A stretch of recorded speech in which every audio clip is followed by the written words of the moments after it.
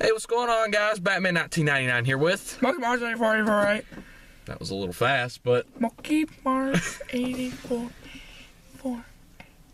and today we are going to be no, we're kind of just goofing around today. Today we're going to be reacting to a creepypasta. This is called the Russian sleep experiment, and Mulky is again scared of stuff, like very easily scared of I things. just got done watching 2 scary movies this morning. So he's got his energy now. I think he can handle this. And we're watching this during the daytime because Mulky can't do it at night. We done that one time with lights out. Me and him was freaking delirious. I mean, It was more or less you because I'd seen the video before. Hang on. No, we was doing Mr. Nightmare one night. Alright, we was sitting here and we didn't have all this crap that's around. And we was looking around and he said, "Is there somebody behind us?" I'm like sitting here like, crazy. You need help. But we're going to be reacting to the Russian sleep experiment. It's going to be an interesting video, so are you ready, Mulky? And we have my Darth Vader Bluetooth speaker here in the back. It's where you guys can hear it. And we don't need a video to watch it because we have this, like the lens turned to where we can see it, so. Alright, Darth Vader. What did you say? Are we ready to get this thing started? Tears in my eye, yeah. Alright, let's do this. It's gonna be interesting. Oh, by the way, that's Bad Ted 2. Not sponsored.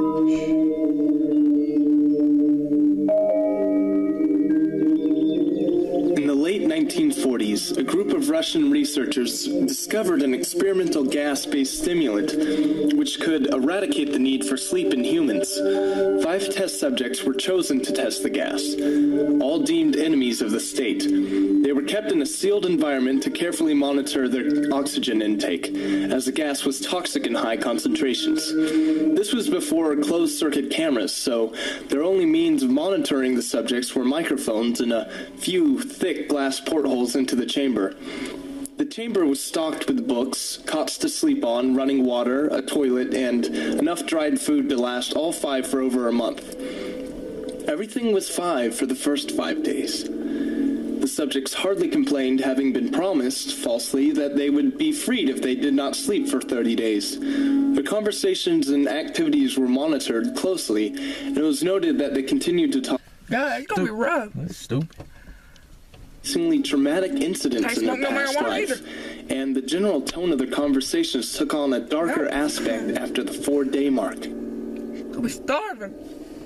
After 5 days, they started to complain about the circumstances and events that led them to where they were, and started to demonstrate signs of paranoia. They stopped talking to one another, and began alternately whispering to the microphones and portholes. Oddly, they seemed to think they could win the trust of their researchers by turning over their fellow comrades. At first, the researchers suspected that this was an effect of the gas itself. After 9 days, the first of them started screaming. He ran the length of the chamber, repeatedly yelling at the top of his lungs for 3 hours straight. After he tore his vocal cords, he still continued attempting to scream, but was only able to produce occasional squeaks. The most surprising thing about this behavior is how the other captives reacted to it, or didn't react to it.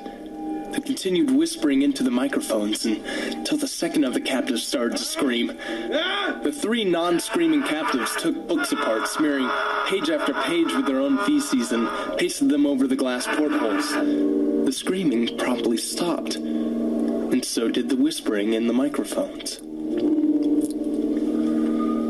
After 3 more days passed, the researchers checked the microphones hourly to make sure they weren't working, as they thought it impossible that no sound could be coming from the chamber. The oxygen consumption in the chamber indicated that all 5 must still be alive. In fact, it was the amount of oxygen 5 people would consume at a very heavy level of strenuous exercise. On the morning of the 14th day, the researchers did something they said they would not do. They used the intercom inside the chamber, hoping to provoke a response from the captives. They announced, "We are opening the chamber to test the microphones. Step away from the door and lie flat on the floor, or you will be shot. Compliance will earn one of you your immediate freedom." To To their surprise, they heard minutes. We could do this. We got 10 minutes. Let's do this. No doubt. in a calm voice respond, "We no longer wish to be freed." Debate broke out among the researchers and the government officials funding the experiment. Unable to provoke any other response using the intercom, it was finally decided to open the chamber at midnight on the 15th day. That night, the chamber was flushed of the gas and filled with fresh air. Immediately, voices from the microphones began to object. 3 different subjects began begging, as if pleading for the life of loved ones, to turn the gas back on. The chamber was opened and soldiers sent in to retrieve the test subjects. They began to scream louder than ever, and so did the soldiers when they saw what was inside the chamber. 4 of the 5 subjects were still alive, although no one can rightly call the state that any of them were in living. The food rations for the past 5 days had not been so much as touched. There were chunks of rotting flesh from the dead subject's thighs and chest stuffed into the drain in the center of the chamber, which allowed 4 inches of red liquid to accumulate on the floor. Precisely how much of the liquid that was actually blood was never determined. All 4 surviving test subjects also had large portions of muscle and skin torn away from their bodies. The exposed bone on their fingertips indicated that the wounds were inflicted by hand, not with teeth as the researchers initially thought. Closer examination of the position and angles of the wounds indicated that all of them were self-inflicted. The organs below the rib cages of all 4 test subjects had been removed. While the heart, lungs, and diaphragm remained in place, the skin and muscles attached to the ribs had been ripped off, exposing the lungs through the rib cage. All the removed blood vessels and organs remained intact. They had just been taken out and laid on the floor, fanning out around the bodies of the subjects. The digestive tract of all 4 could be seen working, digesting what was apparently their own flesh, which they had been eating for many days. Most of the soldiers were Russian operatives, but still, many refused to return to that chamber in order to remove the test subjects. The subjects continued to scream to be left alone in the chamber and alternately begged and demanded that the gas be turned back on, lest they fall asleep. To everyone's surprise, the test subjects put up a fierce fight in the process of being removed from the chamber. One of the Russian soldiers died from having his throat ripped out. Another, gravely injured by having his testicles ripped off and an artery in his leg severed by one of the subject's teeth.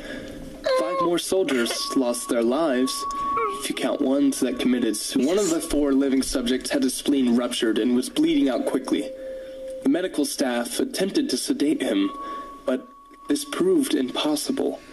He was injected with more than 10 times the normal human dose of morphine and still fought like a cornered animal, breaking the arm of one doctor. His heart continued beating for a full 2 minutes after he ran out of blood. Even after his heart stopped, he continued to scream and flail for another 3 minutes, struggling to attack anyone in reach and just repeating the word, "More! More!" over and over, weaker and weaker, until he finally fell silent. The surviving 3 test subjects were heavily restrained and moved to the medical facility, the 2 with intact vocal cords continuously begging for the gas, demanding to be kept awake. The most injured of the 3 was taken to the only surgical operating room that the facility had. In the process of preparing the subject to have his organs placed back in his body, it was found that he was effectively immune to the sedative they had given him. He fought furiously against his restraints when the anesthetic gas was brought out to put him to sleep. He managed to tear most of the way through a 4-inch wide leather strap on his wrist. It took little more anesthetic than normal to put him under, and the instant his eyelids fluttered and closed, his heart stopped.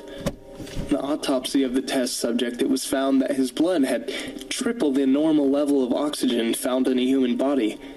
The muscles that were still attached to his skeleton were badly torn, and he had broken 9 bones in his struggle to not be subdued. The second survivor had been the first of the group to start screaming. His vocal cords destroyed, he was unable to beg or object to surgery, and he only reacted by shaking his head very violently in disapproval when the anesthetic gas was brought out. He shook his head yes when a nurse suggested that they try the surgery without anesthetic. He did not react for the entire 6-hour procedure of replacing his abdominal organs and attempting to cover them with what little remained of his skin. The surgeon stated repeatedly that it should be medically impossible for the subject to still be alive. One terrified nurse stated that she had seen the patient's mouth curl into a smile several times whenever his eyes met hers. Surgeon began to wheeze loudly, attempting to talk. Assuming this must be something of importance, the surgeon had a pen and pad fetched so he could write out his message. It was simple. Keep cutting.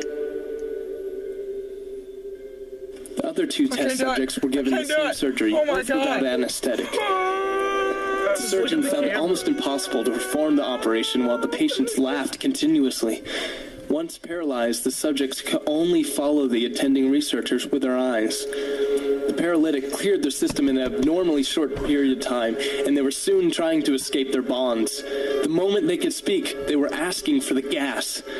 The researchers tried asking why. Why had they injured themselves? Why had they ripped out their own organs? Why did they want the gas? Only one response was given. I must remain awake. All three subjects' restraints were reinforced, and they were placed back into the chamber awaiting determination as to what should be done with them. The researchers, facing the wrath of their military benefactors for having failed the stated goals of their project, considered euthanizing the surviving subjects. The commanding officer, an ex-KGB, instead saw potential and wanted to see what would happen if they were put back on the gas. The researchers strongly objected, but were overruled. In preparation for being sealed in the chamber again, the subjects were connected to an EEG monitor and had their restraints padded for a long-term confinement. To everyone's surprise, all three stopped struggling the moment they were back on the gas. It was obvious that, at this point, all three were putting up a great struggle to stay awake. One of the subjects that could speak was humming loudly and continuously. The mute was straining his legs against the leather bonds with all his might. First left, then right, then left again, just to have something to focus on. The remaining subject was holding his head off his pillow and blinking rapidly. Having been the first to be wired for EEG, most of the researchers were monitoring his brainwaves in surprise. They were normal, but most of the time, he just flatlined.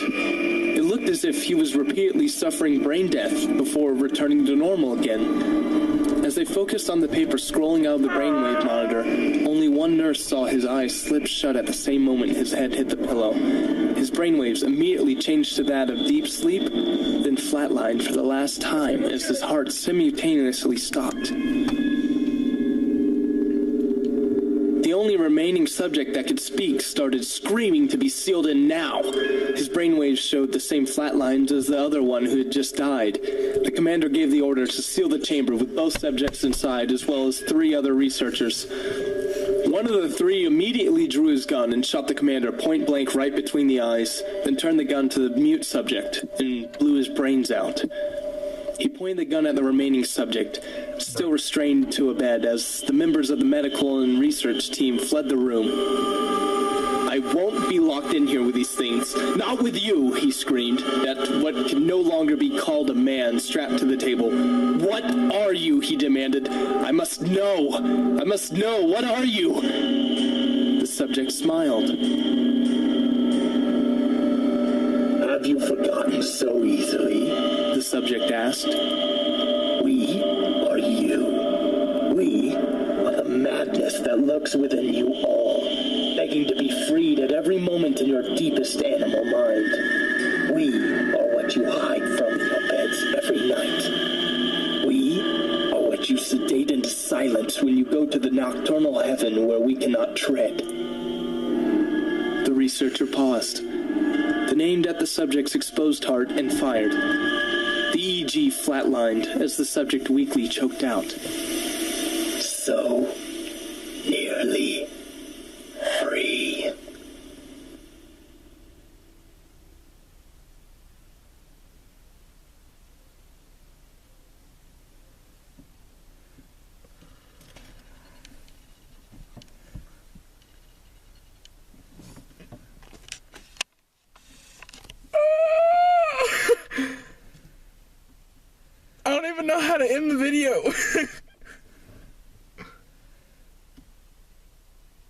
It's usually him that's going off like this. I'm never going to judge Benadryl again. Benadryl gets you to sleep, son. I'm just going to take NyQuil from now on. Yep. This is NyQuil. The Russians have got some messed up stuff. This makes you think twice about Putin, don't it? We love you, Putin. Don't kill us. Or make us go through this. Yeah, guys, that's it for this video. Be sure to check out Mulky Mars on his channel. I'll put a link in the description down below. And I'll also put a link to the original video. Don't watch it. Don't watch it. Especially not at night.